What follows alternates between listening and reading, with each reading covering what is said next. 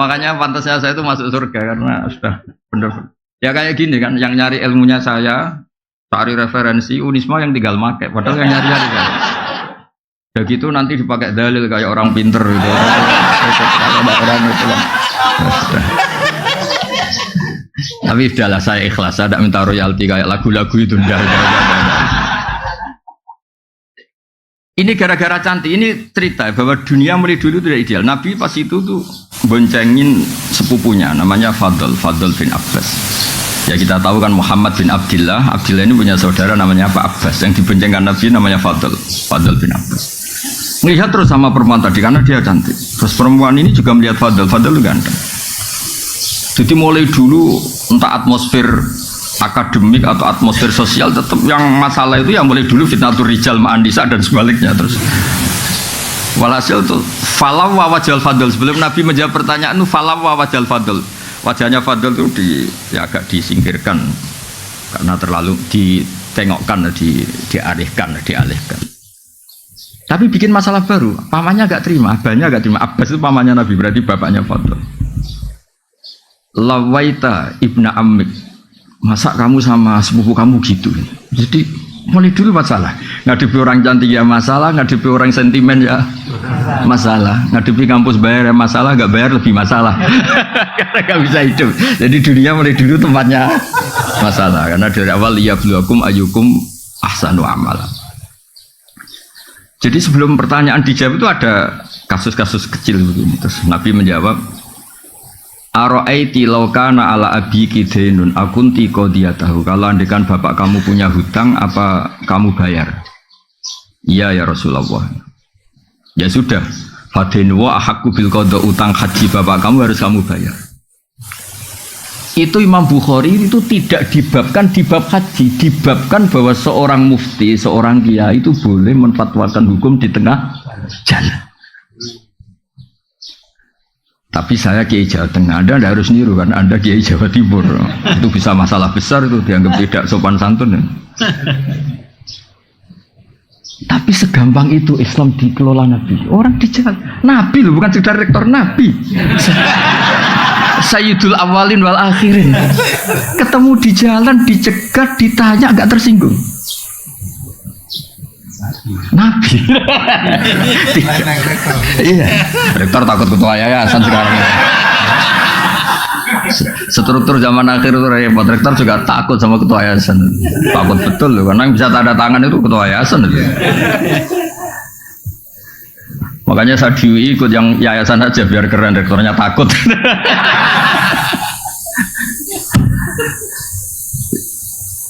Ya itu satu ilmu. Itu kata Imam Bukhari babul futya fit thoriq, bab memberi fatwa di jalan.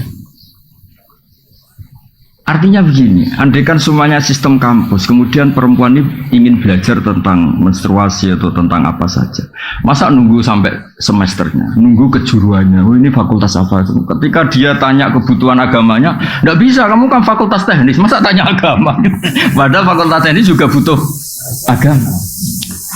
Makanya menurut saya Indonesia itu sudah bagus, ada struktural, ada apa? Kultural.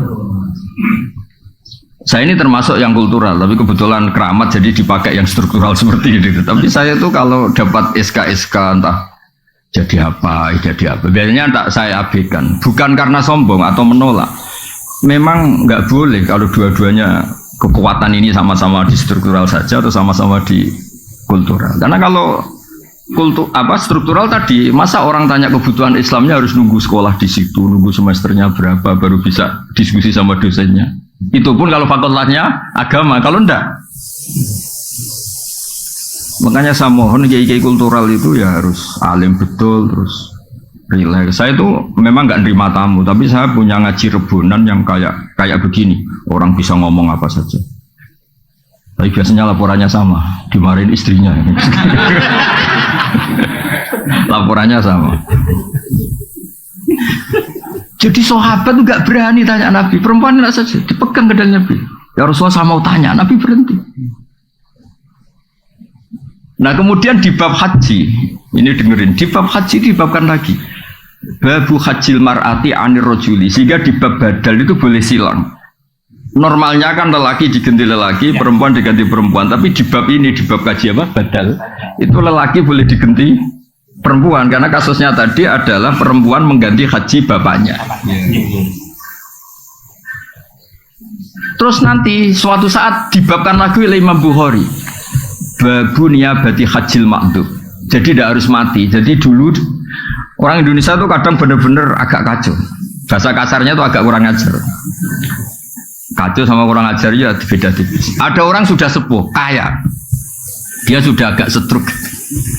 Kalau haji langsung apalagi pakai kuota apa plus. Itu kan sampai berapa? Sekarang kalau langsung berapa? Berapa? 400. 500-an. Itu tahu tok apa melakukan ikut haji? Oh, enggak berani kan. Sekitar berapa? 500-an. Kalau kaji amanat, kaji badal berapa?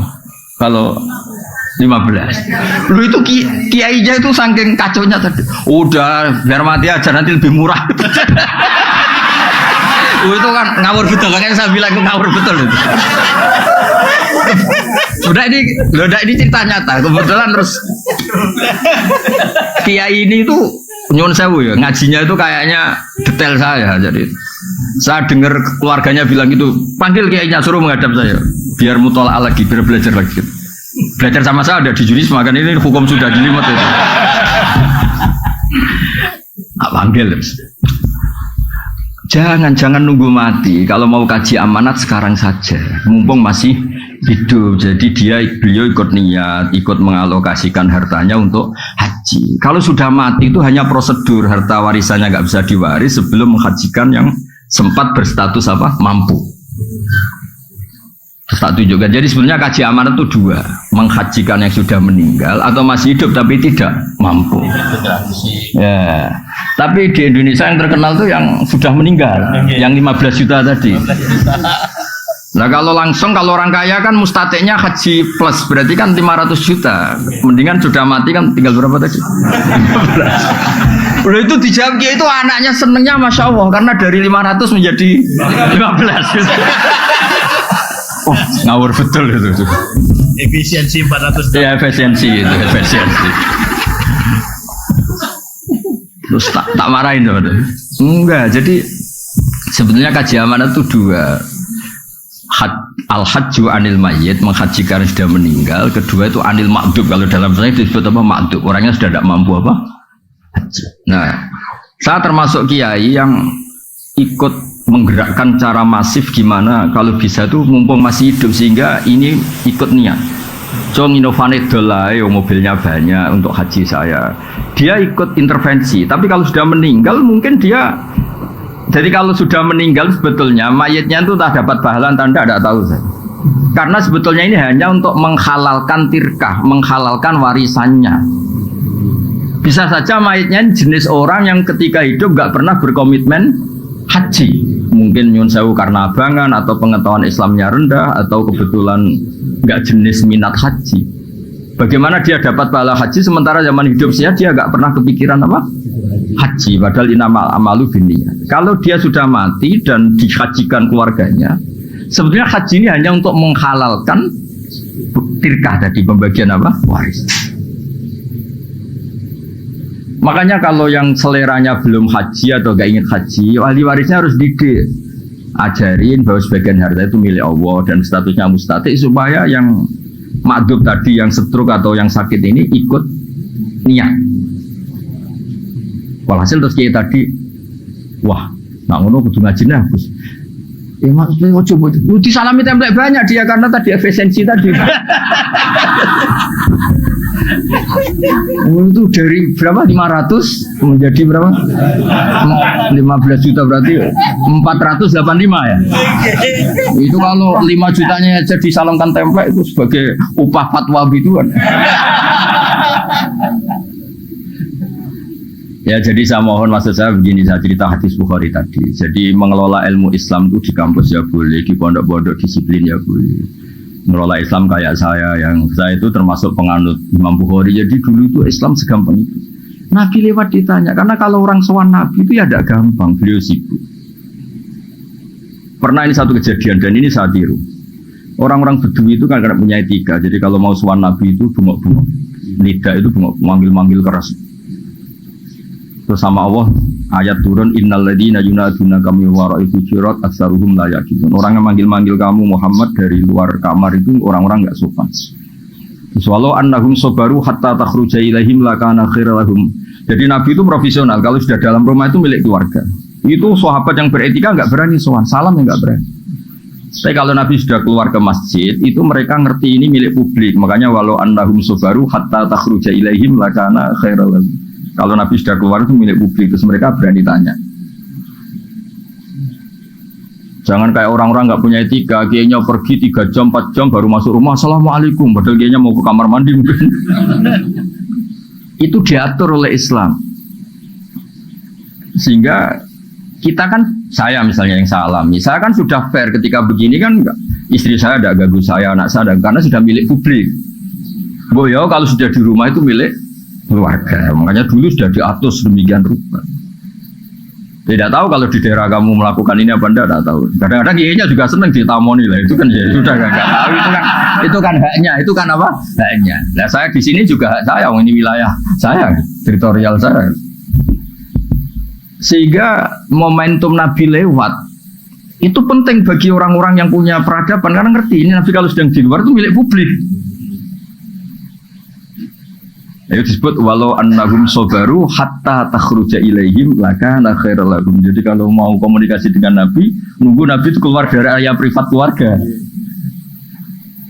Ya Pak Rektor nih kalau pas di luar kan jenengan milik kamu. Kalau sudah di rumah kan enggak tahu, jangan-jangan disuruh nyuci piring sama istrinya. Karena sekali di rumah itu bisa hamba sahaya itu. Itu kan bisa masalah itu kan. Itu semua orang soleh. Yang paling masyhur kan cerita Umar itu. Umar kayak apa kerasnya itu di atas rektor itu Umar. Itu ada orang sering dimarahin istrinya matur ke Umar. Di rumahnya kebetulan. Habis itu pas itu istrinya jebodar-jedar tuh. Sampun ya Amirul, lu sampun gimana? Kamu belum matur kok sampun. Ternyata apa? Ya hanya itu. Ternyata jenengan yang ngalami. Ya makanya kalau rektor di rumah jangan ada yang main ke sana. Itu wilayah-wilayah privat. Bisa masalah besar itu lah. Apalagi pas dimarahin di video.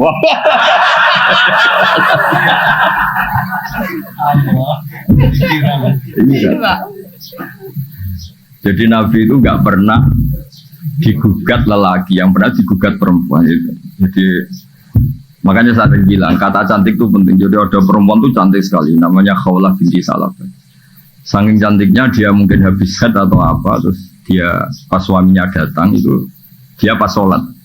Ya karena cantik tadi. Langsung suaminya orang Arab kan nggak makan bakwan sama tempe, makanya daging. Pokoknya ingin langsung hubungan intim. Istrinya menolak. Wong di redaksi kitabnya itu agak jorok ceritanya. Fa'ajabatu ajizatu. Dia melihat istrinya sujud itu tertarik.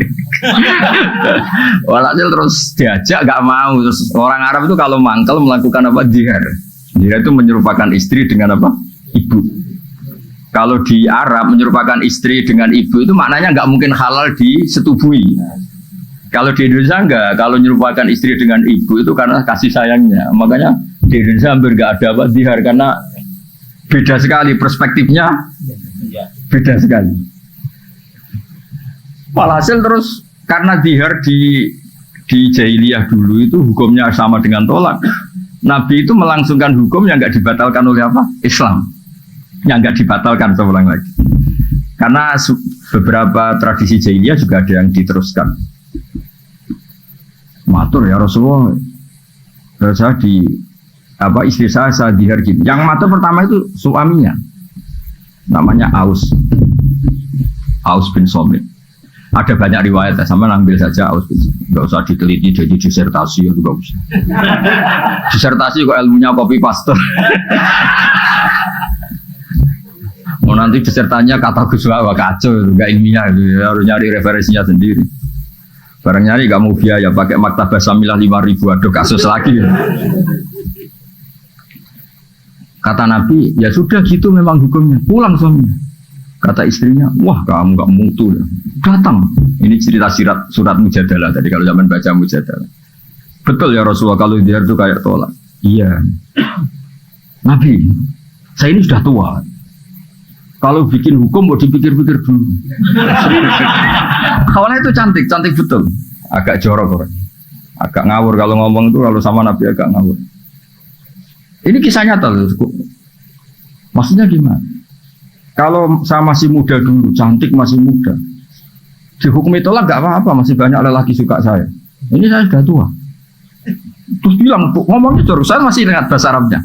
Akala syababi, muda saya cantik saya dihabiskan oleh dia, maksudnya suaminya Aus bin Samit. Wa nasartu lahu batni, sehidup-hidup saya sudah pokoknya ngomongnya jorok dia. Sudah pas tua gini, sudah tidak cantik, sudah gembrot, sudah ini itu, ada dikar yang kayak tolak. Baik kata Nabi, ya hingga detik ini belum ada pembaharuan hukum, belum ada itu. Masih begitu kata Nabi.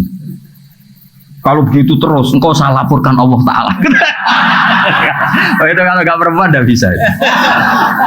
Woi. Tapi gara-gara itu Nabi itu kelihatan Nabi. Memang kadang-kadang eksiden itu berkah. Si Khawlain terus pulang. Pulang di kamar dia sujud. Ya Allah, bilangin nabimu, ini hukum apa? Bilangin nabimu, ini hukum apa ya? Saya sudah tidak cantik, sudah tua. Kalau kejadian ini ketika saya masih cantik, nggak masalah. Terus ngomongnya tuh pas munajat tuh yang ngawur betul. Indomam tuhum ilaihi do, wa indomam tuhum ilayya jam. Ini anak saya banyak. Kalau yang ngurus dia pasti tersia-siakan. Namanya lelaki mesti katut babon, dia sudah pikir aja gitu. Namanya lelaki mesti udah kalau cerai sama saya nggak sampai seminggu kan lelaki nggak ada idahnya, pasti langsung nikah apa lagi. Pasti anak saya ini disia-siakan. Kalau anak saya rawat saya pasti kelaparan karena sih perempuan nggak bisa apa-apa. Tolong bilangin Nabi hukum ini dirubah. Itu pas munajat gitu terus Nabi itu didatangi Jibril. Udah rubah aja. Kata Allah, udah dirubah aja.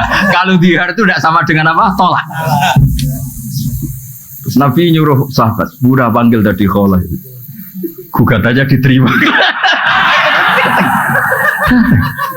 Nah, supaya Pak Rektor ini hati-hati. Dosen-dosen putri itu harus hati-hati.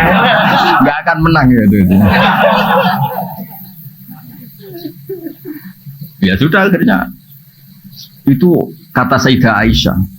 Saya tahu betul Nabi itu di sini, Khawlah di sana. Itu kalau nggak Nabi nggak tahu. Ternyata tadi Khawlah di kamarnya itu munajat betul. Makanya disebut qad sami Allah qaulal lati tujadil. Tujadiluka itu bukan diskusi. Mujadalah itu ada ngawurnya. Bahasa Arab mujadalah itu beda. Mujadalah itu ada ngawurnya, ada kasarnya. Bukan tastafti. Kalau tastafti itu minta fatwa masih normal beretika. Tujadilu bukan tastafti. Kalau tastafti kan masih beretika.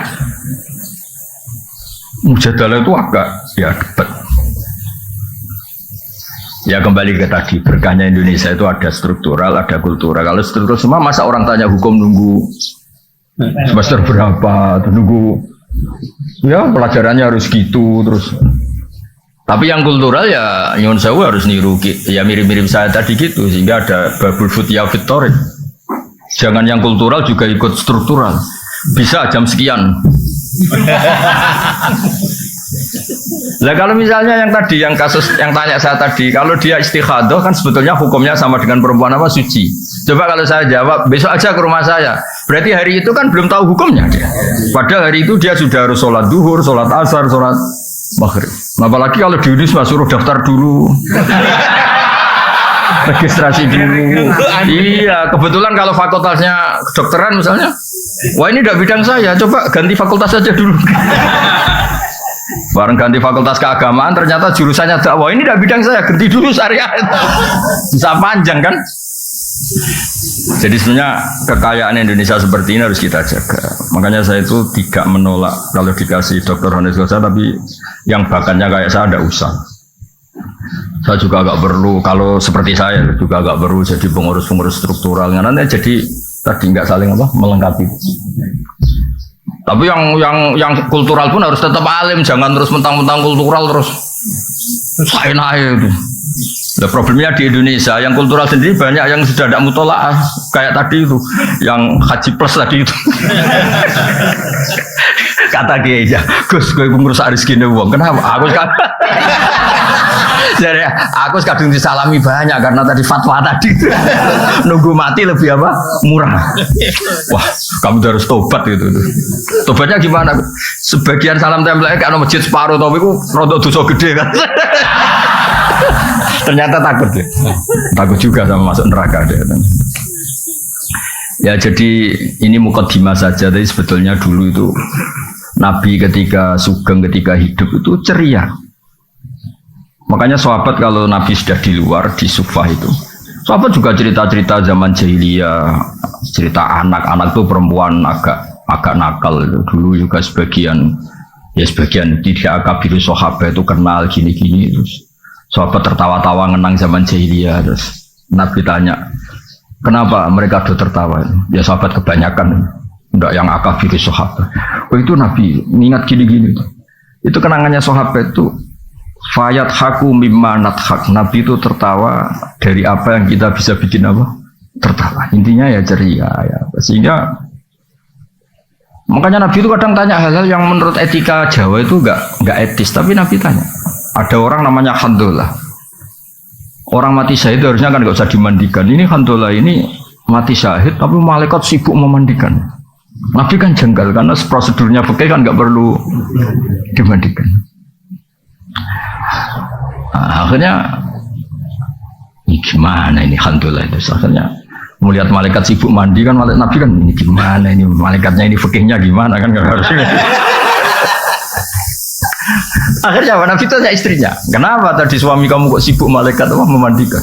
Oh itu Nabi pas ada pengumuman perang tuh pas sama saya, terus beliau nggak sempat mandi langsung lari.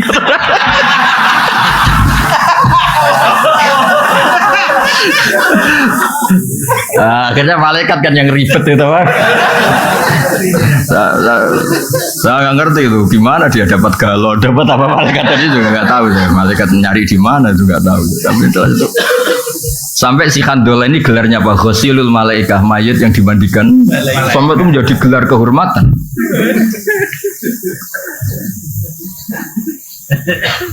Gak ini cerita yang kultural. Ada lagi sahabat yang dipanggil Nabi malah lari, dipanggil malah. Ini cerita orang Arab. Itu aja. Kenapa engkau lari saya panggil? Nabi, saya tadi pas sama istri saya, jadi saya masih junub. Kalau ketemu engkau saya malu karena saya belum suci, belum mandi besar. Terus kata Nabi, innal mu'min thahirun. Kalau sekedar ketemu ya enggak apa-apa, yang enggak boleh itu sholat. Kalau ketemu saya juga enggak apa-apa. Dapat dipanggil tambah lari. Untung enggak ada sungai Berantas, kalau nyemplung repot. Artinya gini, dulu itu ini cerita ya, tanpa mengadili. Soalnya ini cerita tanpa mengadili. Dulu belajar Islam itu ya gampang begitu. Ada kejadian gitu, jadi hukum. Oh orang junub itu tetap boleh ketemu kiai, ketemu nabi. Nggak harus daftar, nggak harus registrasi, terus nggak harus apa. Nah sekarang itu saya tadi bilang ke Pak Rektor, nggak boleh organisasi ini terlalu mengambil alih semua kebaikan. Harus ada yang apa? Kultural, baik NU, Muhammadiyah maupun apa. Karena ini yang bisa on time, yang bisa setiap apa? Saat, setiap waktu. Tapi ya tetap ada yang struktural nggak apa-apa. Tapi jangan mengganti fungsi yang kultural. Tapi yang kultural juga nggak usah ganti yang apa? Struktural. Makanya ini berkah betul ini saling menyadari, saling waras lah bahasa kasarnya itu saling. Karena selama ini kadang-kadang itu dipertentangkan. Padahal jelas kalau pertanyaan-pertanyaan di jalan atau apa yang struktural kan nggak bisa mewakili ini karena harus daftar dulu, fakultasnya harus ini, semesternya harus semester berapa baru mengkaji ini. Dah ya jelas ya. Nah, ini yang mulai ngaji ini tak baca ini nih. Nah, ini serius ini tak kasih referensi tadi. Nah, ini saya baca terjemahnya dulu. Ini kan di Syekh Nawawi itu ayat dia kasyirata mustaqimah kata Syekh Nawawi fi tablighir risalah wa iqamati alamatir riyasah. Fala yabqa may yaqdiru alal iqra alal kufri. Ya ini saya terjemah. Ya terjemahnya dibaca sendiri jadi begini ya, Islam itu membawa kebenaran, tapi kebenaran ini kan masuk ke ruang publik. Ternyata benar saja tidak cukup, karena benar itu bisa jadi objek cemoohan, objek eksploitasi dan sebagainya. Karena masuk ruang apa? Publik. Sebab itu Nabi itu butuh kemenangan. Karena beberapa aturan itu nggak bisa diterapkan kalau tidak posisi menang. Dulu yang namanya Ka'bah itu ada 360 berhala. Bisa apa? Orang yang membawa kebenaran kalau tidak posisi apa? Menang. Ka'bah bisa ditertibkan dari berhala-berhala itu karena Nabi posisi menang. Makanya kata Syekh Nawawi, menang itu penting. Kata beliau sampai menang itu penting untuk memaklumatkan, untuk mengawal kebenaran, sehingga falayab kau mayak biru alal ikro alal kufri. Tidak ada lagi kekuatan yang bisa maksa orang Islam itu kafir. Makanya saya minta kalau misalnya kampus-kampus Islam itu besar kayak Unisma, UII besar, kebesaran ini bukan untuk kita tapi untuk Islam, supaya nilai-nilai Islam diterapkan itu lazim saja, bukan hal yang harus diperjuangkan dengan harta dan jiwa, tapi satu kelaziman. Jadi menang tuh kalau di ilmu ini juga jadi berkah, karena beberapa kebenaran ini posisi kita harus menang karena masuk ruang publik. Itu ada seorang yang cerita, dulu miskin terus kaya. Dia tuh ketika miskin jadi buruh, kebetulan majikannya non muslim, itu dia bingung usul prosedur untuk bikin waktu sholat. Setelah dia kaya punya pabrik, gampang kan?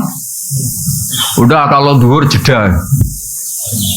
Malah karena dia sosokan kiai yang nggak jamaah kasih sanksi.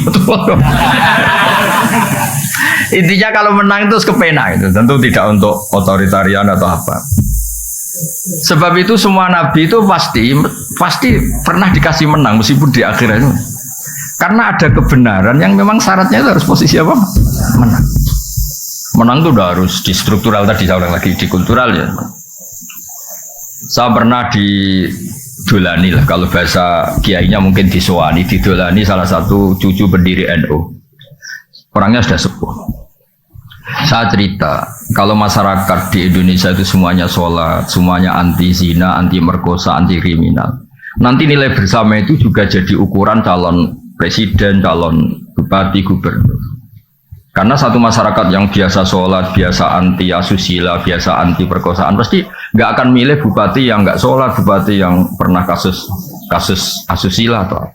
Jika nilai ini bisa menekan satu aturan, artinya kebenaran menjadi pemimpin, jadi panglima. Itu yang diinginkan orang-orang soleh dulu. Jadi kebenaran itu sebetulnya dengan tanda kutip bisa dipaksakan lewat kultural. Kalau nilai-nilai ini disepakati, kan pasti yang tidak seperti itu tidak dipilih kan? Karena nilai ini jadi konsensus. Makanya Quran ngakui wa'mur bil urfi, terus jadi kaidah fikih al-adat muhakkamah, al-adat muhakkam. Begitu juga di kampus. Ada aturan bersama, rektor itu begini, sholatnya sregep, beretika, tidak punya kasus ini. Jika nanti pemilihan juga berdasar itu, yang jadi juga berdasar kriteria itu.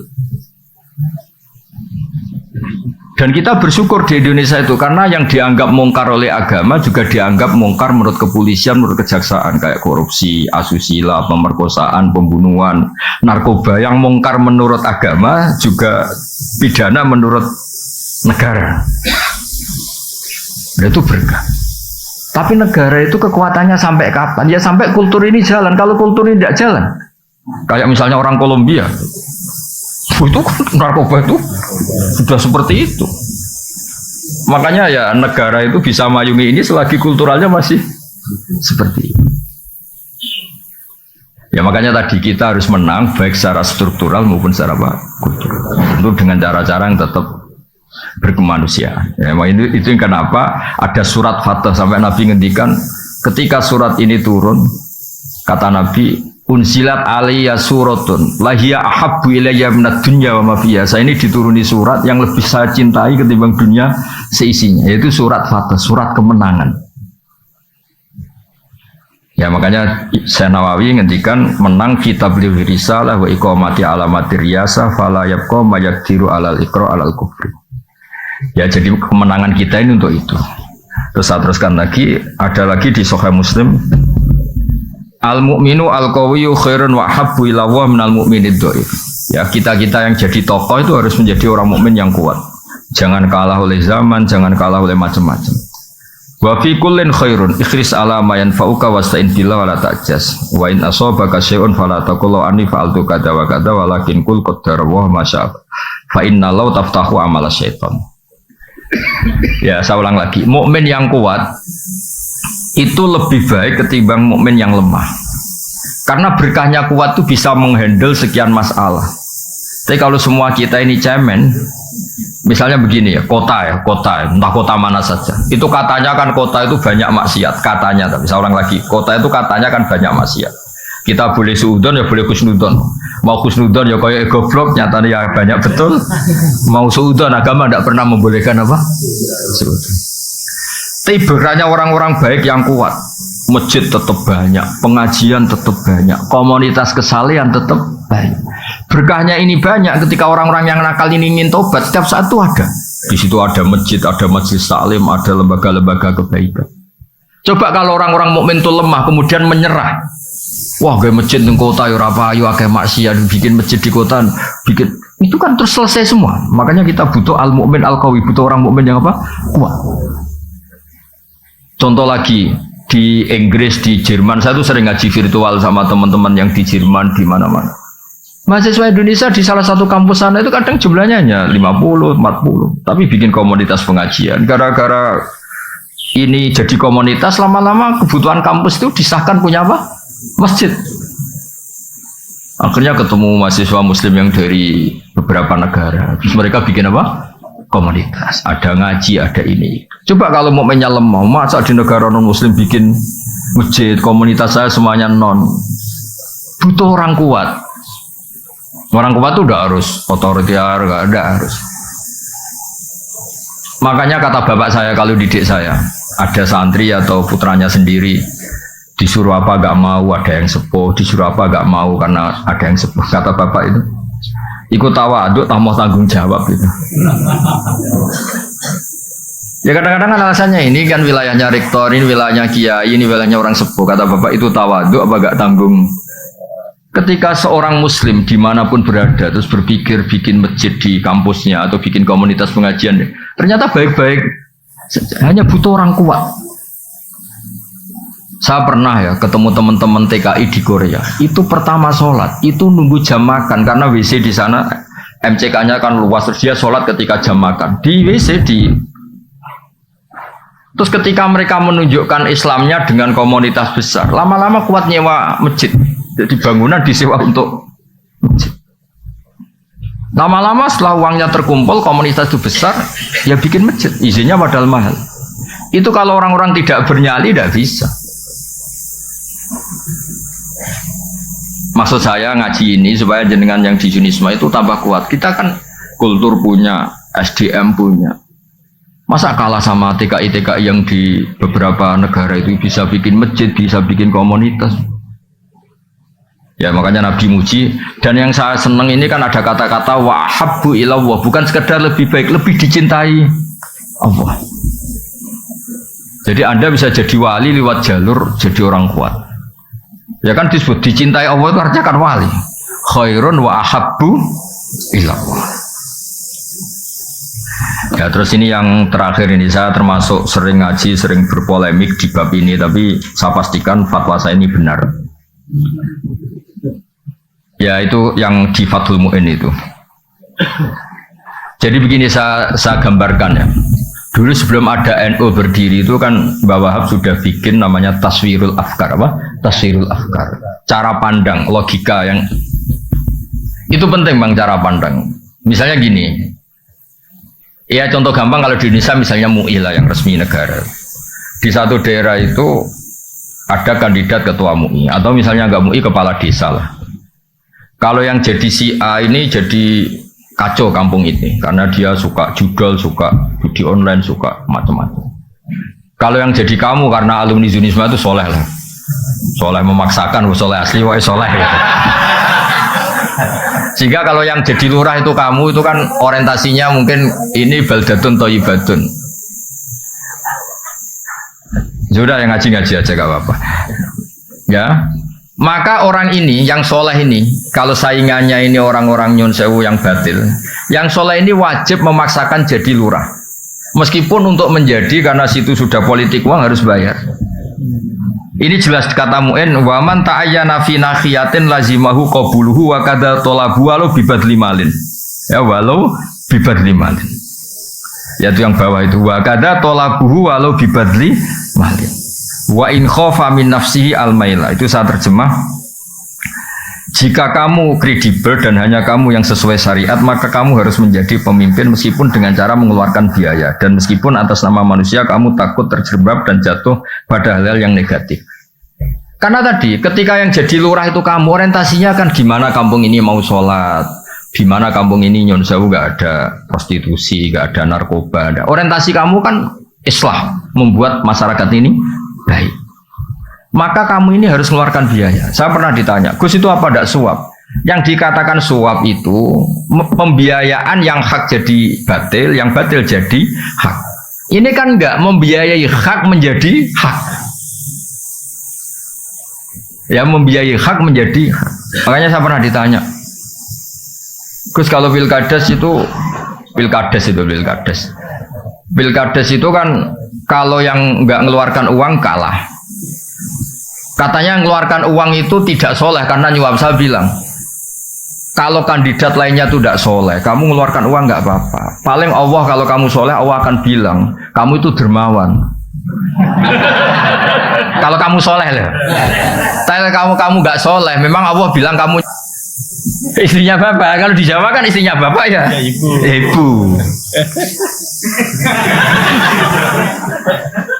Makanya ada yang tanya, orang Arab itu kadang sumpah ilah itu sumpah nggak akan ngumpuli istrinya 4 bulan. Kata Ki Jawa, kok kuat Gus? Orang Arab kan istrinya 4. Jadi punya alternatif. Kalau Ki Jawa ya tak kebal wa minkum. Makanya kadang-kadang adat Arab sama Jawa itu beda. Di Arab itu mahar itu mahal. Ini ibu-ibu gak boleh niru orang Arab. Mahar itu apa? Mahal. Saking mahalnya kadang itu orang nikah hanya 1 bulan 3 bulan karena sering nikah orang Arab. Karena mahar itu mahal. Misalnya 1 miliar 200 juta 3 mahar itu mahal. Kalau di Indonesia kan seperangkat alat. Saya itu sering nikahkan sampai bosan yang namanya seperangkat alat apa? Nah itu sama Allah sampai dibilang gini. Ini sama Allah sama dibilang gini. Kalau kamu punya istri dan kamu ceraikan, fala ta'khudhu minhu syai'a, mahar yang sudah kamu kasihkan jangan ditarik kembali. Karena butuh pelarangan, karena jumlahnya besar itu butuh pelarangan. Fala ta'khudhu minhu syai'a, mahar yang sudah kamu berikan jangan ditarik lagi karena jumlahnya ratusan juta. Kalau di Jawa gak usah dilarang, gak akan diambil lagi. Karena seperangkat alat sholat. Nah itu kalau cerainya sudah setahun kan sudah lusuh. Makanya Mbah Mun tuh sering bilang, ini fikih Arab. Artinya gini, teori itu gak kebayang di Jawa itu ada pelarangan gak boleh ngambil, gak usah dilarang juga gak ngambil. Kalau di Arab dulu itu ada sahabat nikah itu maharnya itu kebun kurma luas sekali. Makanya orang Arab sekali nikah itu ya terus istrinya tuh tenang hidupnya, nggak kayak dinikahi dosen Unisba tuh. Apa ini? Nggak jelas itu. Udah betul itu. Pernah dengar tuh istilah khulu itu? Khulu itu seorang istri mengakati suaminya supaya mau menceraikan, tapi si istri bayar. Itu di Arab mungkin. Jadi singkat cerita ini dikasih 1 kebun kurma luas. Istrinya nggak seneng karena cowoknya ini nggak ganteng, nggak menarik. Soalnya melihat suaminya itu bawaannya kayak melihat gerduo, nggak seneng. Kan ada orang-orang yang ini juga musibah itu kan ada orang yang itu kan nggak tahu lahirnya kenapa itu kata itu. Mau dibarengi apa nggak tahu. Kalau dukun mesti ngerti ini karena salah tanggal lahir mungkin. Itu kata pertama ada ayat khulu itu tadi. Kalau kamu minta diceraikan ya bayar mahar yang sudah kamu terima kembalikan lagi. Itu sampai ada ayat fala junaha aliman terus fi maftadat bi. Napa fi maftadat bi. Kalau di Indonesia ya tidak mungkin. Khulu coba mahar yang sudah saya kasihkan kasihkan saya lagi, dikasihkan seperangkat alat. Ya usul lagi itu kan. Jadi kadang-kadang perasaan fikih Arab sama Jawa itu beda. Makanya saya pernah tanya santri, Gus kok zaujatu abika nggak boleh menikahi istri bapak kamu? Ya ada kepikiran nikah lah Gus, itu kan ibu saya kata. Oh dasar kiai Jawa kata saya itu. Di Arab itu ada ummuka, ada zaujatu abika.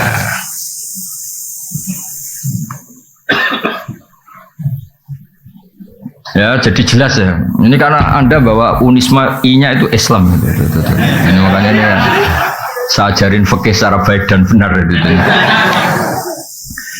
Ya, jadi saya senang sekali karena ini bertemunya tadi struktural sama kultural. Saya tidak hanya mencintai NU, ya saya juga mencintai Muhammadiyah. Semua ormas yang sehat di Indonesia formal itu saya mencintai. Soal kultur NU ya NU karena kita pesantren, tapi tetap kultur itu harus di atas struktural karena tadi struktural itu untuk menjaga stabilitas dengan konstituen yang kaitannya negara. Tapi kalau kultural itu setiap saat, setiap waktu. Orang kan nggak mungkin tanya pengurus PBNU, pengurus wilayah, tanyanya kan sama kiai setempat meskipun nggak punya jabatan apa struktural.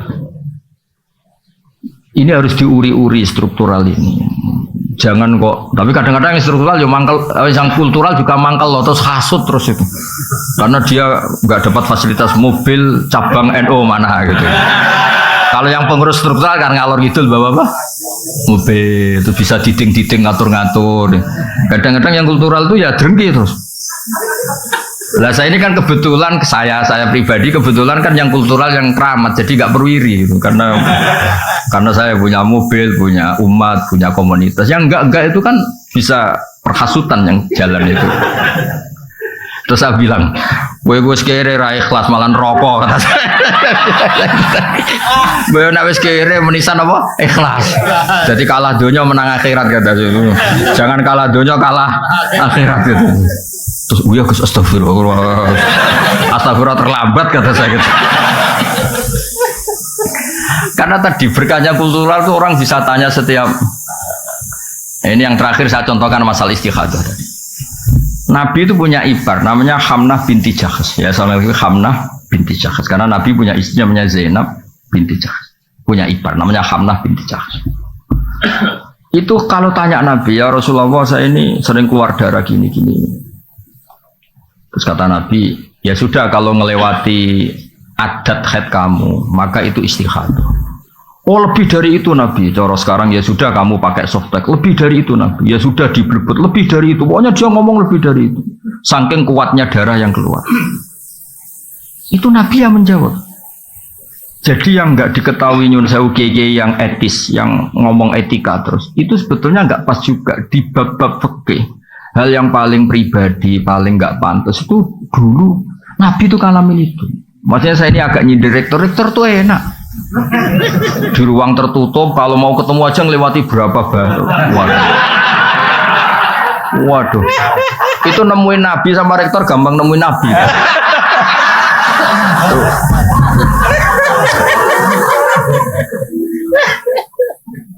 Apalagi ketua yayasan ya. Wah, malah ngeri lagi. Mentang-mentang punya SK pemecatan tuh itu. Hidupnya lebih bahagia. Rektor masih takut sama ketua apa? Saya dulu ya janggal, kenapa sih orang kok hormat? Ternyata saya pengurus yayasan baru tahu. Saya kan biasa ikhlas, jadi kaget kalau ada orang hormat tuh kaget tuh. Tanya. Makanya saya tahu kenapa istihadah itu rudat ilal adat, dikembalikan adat. Terus kata Nabi, Fatahayyadi sab'ata ayamin au sittata ayamin. Kamu haidnya dihitung 6 atau 7 hari sebagaimana hari-hari ketika kamu normal. Qabla ayusi bagi ma'asobagi. Sebelum kamu kena penyakit itu biasanya haidnya berapa hari? Yaitu dipakai apa? Acuan. Yang di atas itu dianggap apa? Istihadah. Itu jadi sama jangan bayangkan Nabi itu prosedural, mau ketemu rektor janjian dulu, terus yang jaga sudah dibeli. Mau ketemu Pak Rektor sudah janjian. Saya tuh apa lagunya orang struktural. Aduh, loh. Tapi kalau sama saya enak aja. Kemarin di Fuad itu cerita 4 hari yang lalu. Gus, itu Mas mau ada ngaji itu Unisma tanggal 20. Saya itu tidak bantah. Pokoknya kalau saya pas nganggur ya saya ngajar. Saya cuma profesional nyiapkan makalah. Saya ini memang pengagum ilmu. Saya tidak pernah ngaji seenaknya, nggak pernah saya. Tapi kalau tanggalnya saya bilang kalau dituktir sama di rumah tak ujar, kalau tidak apa-apa. Pikiran saya sederhana, Mas. Mereka ngecewakan saya, tidak akan saya kualat kata saya. Saya tuh kadang-kadang dudang pengajian tuh tersinggung tuh begitu. Masa ya kita ini kan manusia ya, punya aktivitas, punya waktu, punya kegiatan, itu yang ngundang. Harinya dia yang menentukan, jamnya yang menentukan. Kadang jumawa saat temanya dia yang menentukan. Ini, wah, hanya mentang-mentang kadang-kadang iso nyangoni apa itu. Wah, sangat tidak berakhlak tuh menurut saya. Loh, saya bikin analogi itu begini, tapi tidak semua kiai harus kayak saya. Saya tok aja yang begini, ngawur-ngawur sedikit. Itu kan ibarat gini, saya ini misalnya dokter. Ada perempuan cantik, engkek gitu. Gus, saya ini punya penyakit kulit, tolong diobatin. Padahal saya tahu penyakit parahnya dia itu jantung. Tapi karena dia agak ngerti apa yang bahaya pada dirinya, yang penting merawat muka. Paham ya maksud? Nah orang Islam sekarang itu begitu. Fardu ainnya nggak tahu, tanya fardu kifayah. Kadang tanya sunat. Ada orang lakukan fardu aja tidak bisa, tanya gini, Gus gimana tahajud saya supaya dekat Allah? Sunat fardu nera bener tak kok tahajud? Itu kayak orang tanya kecantikan padahal punya penyakit apa? Jantung. Makanya saya kalau pengajian ada temanya, saya mesti gak terima. Memangnya tema itu kebutuhan Anda kata saya. Yang tahu penyakit Anda itu kiai, seperti tadi yang tahu penyakit pasien itu dokter. Malah dokter diajarin, dok ini wajah saya gini gimana? Padahal dia punya penyakit apa? Jantung. Jadi memang harus ada kiai-kiai yang agak ngawur kayak saya supaya agak tertib itu, dunia ini agak tertib. Yuk kadang-kadang, ya betul, saya tuh pernah diundang di satu acara. Kebetulan ada yang pernah sepuh. Itu temanya itu gimana hukumnya tahajud berjamaah. Karena masjid daerah saya, Gus itu ada tahajud berjamaah. Saya terus kiainya suruh sowan saya dulu, menghadap saya dulu. Tak tanya. Tanggamu sholatnya fardu wis bener. Dia dereng Gus. Oh dasar. Tertibkan dulu cara sholat apa? Fardu, baru bicara apa? Sunat. Wah, nang ngono rasa ngundang jenengan Gus gak situ Gus.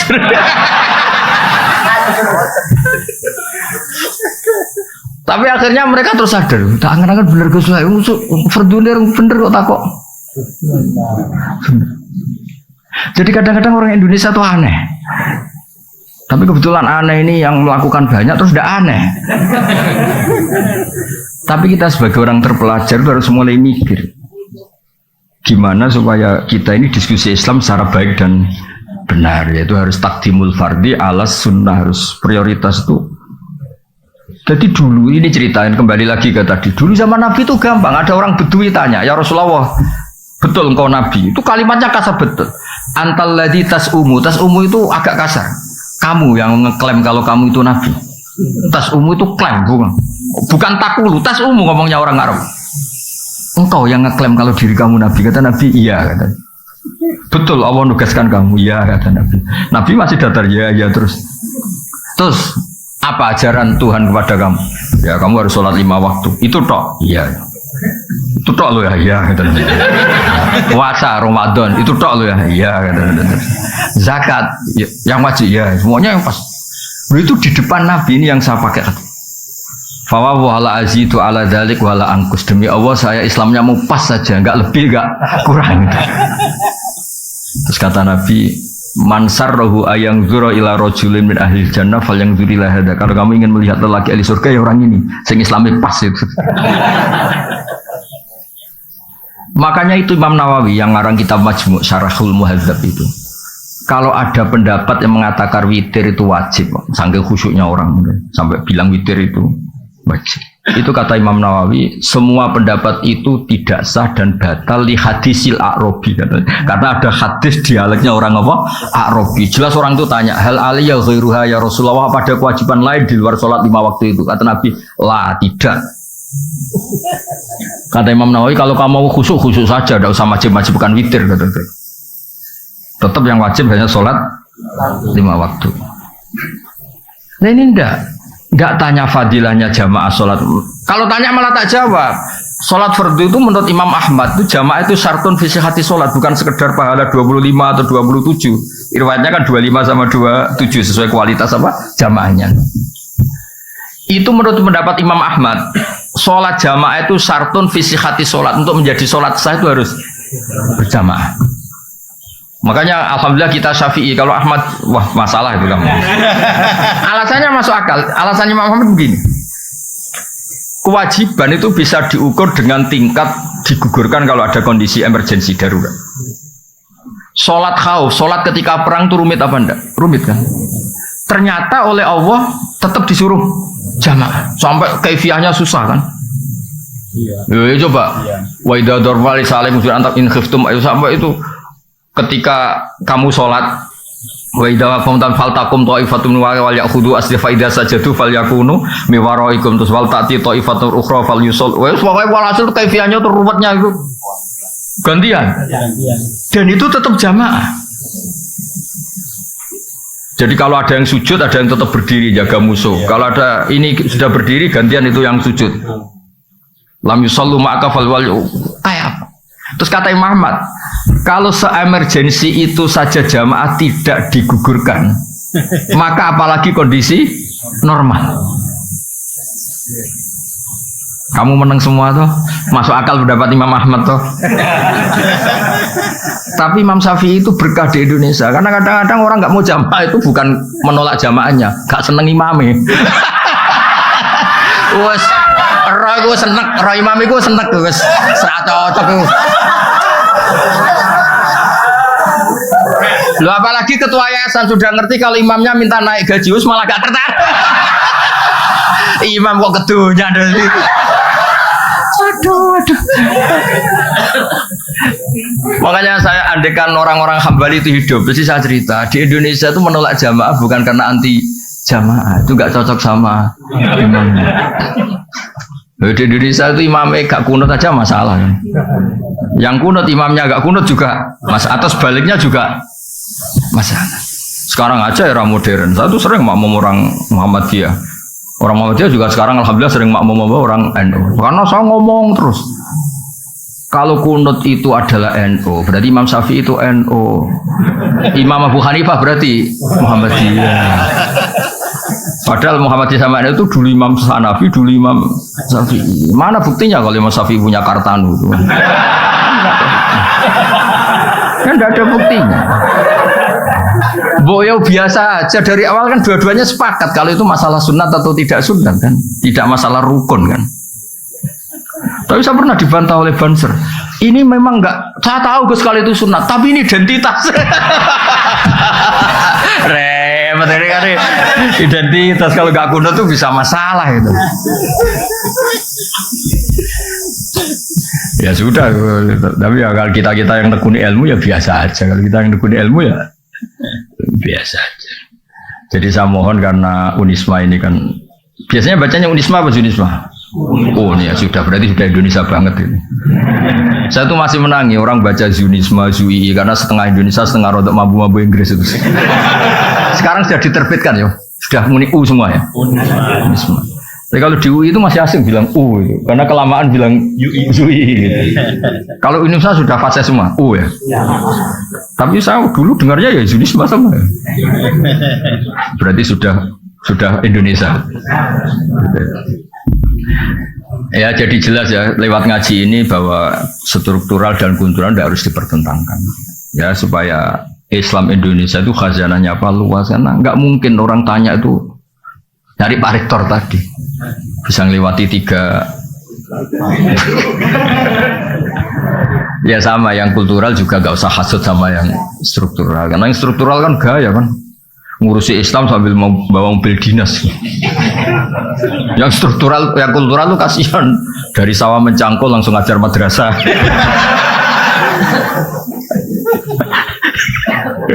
Kasihan muridnya 8 kadang hadir hanya 2 nakal.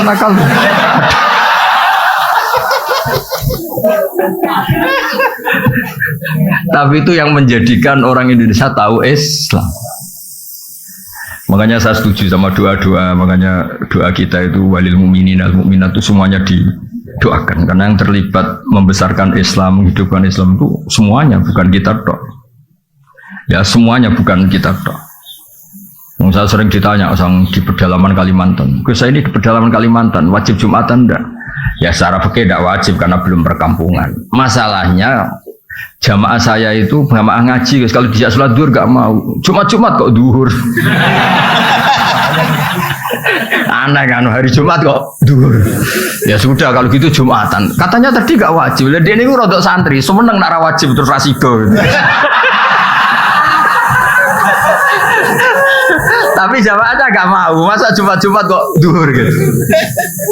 Makanya alhamdulillah madhab-madhab yang Jumatan harus orang 40 harus gini-gini di Indonesia alhamdulillah tidak melaku, tidak jalan karena kampung-kampung terpencil yang komunitasnya baru 20 mintanya juga Jumatan. Makanya kita cari-carikan dalil gimana. Nah saya termasuk kiai yang ahli nyari dalil-dalil yang karena kasihan memang kebutuhannya Jumatan. Masa duhur apa Jumat kok duhur. Ya udah Jumatan. Dalilnya udah bagian saya yang nyari atas. Masa ini kan kiai baik jadi pokoknya yang gitu-gitu tak cariin itu. Ya jadi kadang-kadang kita butuh. Saya pernah lagi ada Jumatan betul. Saya itu mau ke Jogja. Kebetulan dulu saya pakai bis ban double. Karena saya ini kan termasuk orang soleh lah, jadi ada Jumatan berhentilah daripada duhur ya sama Jumatan berhenti. Padahal pakai bis, enggak pakai mobil pribadi. Tahun berapa? Sekitar tahun 97 atau 98. Jumatan di satu kampung itu orangnya itu enggak ada 20. Imamnya itu kalau baca Fatihah kayak orang mau melahirkan. Perjuangannya. Susahnya itu. Iya, kuana begitu aja tuh. Saya itu bawa santri 2, kebetulan sudah tamat alias, sudah pinter. Mengajinya sudah mahali. Dia ikut saya di Jogja itu karena sorogan kitab mahali. Padahal kitab mahali itu kasnya di atas Fathul Mu'in. Sudah termasuk kitab besar. Di Al-Azhar itu mahali sudah untuk gelar apa? Doktoral fikihnya. Dia mondok saya di Jogja itu karena ngaji kitab apa? Mahali. Singkat cerita santri saya 2 itu. Gus, kok jenengan ndak ada? Nak kon gak mantep ya ada. 2 santri saya itu ya ada, saya ada. Ditanya saya. Kenapa Gus Dayat? Aku sing manusia, saya yang manusia aja gak tega mau tidak ngesahkan itu.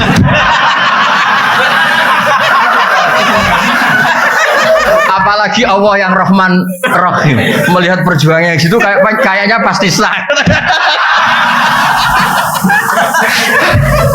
Saya ditanya, ini fikih apa? Ya fikih husnudzon kata saya. Padahal sebetulnya saya itu punya madhab-madhab Hanafi untuk mengesahkan yang seperti itu. Tapi saya tetap guyon ini fikih husnudzon. Karena kalau saya ada itu kan semi suudzon, kalau sholat itu enggak sah. Jadi kamu itu benar secara fikih, tapi nanti dihisab karena suudzon. Karena kamu sampai ada itu menganggap itu tidak sah. Nah saya ini husnudzon tapi agak-agak syafi'i karena sebetulnya memang secara syafi'i harus ada. Saya kali ini agak-agak Hanafi kata saya. Tapi demi menghormati perjuangan tadi, saya bilang tadi saya yang manusia saja nggak mentolo mau tidak ngesahkan melihat perjuangannya gitu. Apalagi Allah yang Rahman Rahim. Maksud saya cerita ini supaya yang jadi apa ya tokoh lah di masyarakat bacanya banyak. Kayak saya itu ya baca kitab Mizan Kubro, baca kitab-kitab khilaf-khilaf. Bukan untuk tatabuk rukhos mencari yang gampang. Kita ini punya umat banyak dan sebagian memang nggak ngerti apa. Kalau kita bilang-bilang nggak sah terus itu kan kasihan. Ya kan orang awam tuh kalau mau ruko ada ngenoto sarongnya itu, kamu itu ubah 3 kali itu nggak sah, kan jadi ribet. Ya, semangat ya muni rasa itu kan. Bok ngaji itu yang luas itu sehingga bacaannya banyak. Makanya saya tuh ngadepi orang Junis apa tenang saja, bukan karena cuma bukan. Toh sinone akeh aku dari tenang. Ini bukan urusan sombong, tapi urusan profesional apa? Supaya jelas itu apa aturan mainnya tuh jelas. Jadi nggak boleh orang itu. Ya bener bapak tadi kalau nasihati saya, iku tawaduk ora tanggung. Itu bapak saya. Jadi kalau ada orang alim kok ndak ngajar atau mau apa sungkan. Itu tawaduk bukan tanggung. Jadi karena bedanya tipis ya. Ada kejadian kebalikannya, orang sudah sopo ngimami aja dibopong, diangkat. Alasannya beliau itu istiqomah. Alasannya karena mulai muda sampai tua itu jadi imam masjid. Itu berhentinya jadi imam masjid, padahal dibopong. Kalau mau khutbah itu dibopong, diangkat 2 orang, 3 orang ke mihrab itu. Marinya itu dia berhenti dari imam masjid itu digojok bapak. Iku istiqomah atau mau digenti? Terus sama bapak digojok. Alumni pondok Didi nganggur gara-gara kiai-kiai kok jenengan. Maksudnya agak ada regenerasi. Jadi kan beda tipis antara istiqomah sama gak mau. Jadi makanya dunia itu harus ada diskusi. Ternyata tawaduk sama gak tanggung jawab itu ya. Istiqomah sama gak mau diganti itu ya. Nggih ngoten mawon nanti diskusi sakadare, tanya jawab sakadare. Sementing aja ibu-ibu tanya rektornya saja nanti. Oke, wassalamualaikum warahmatullahi wabarakatuh.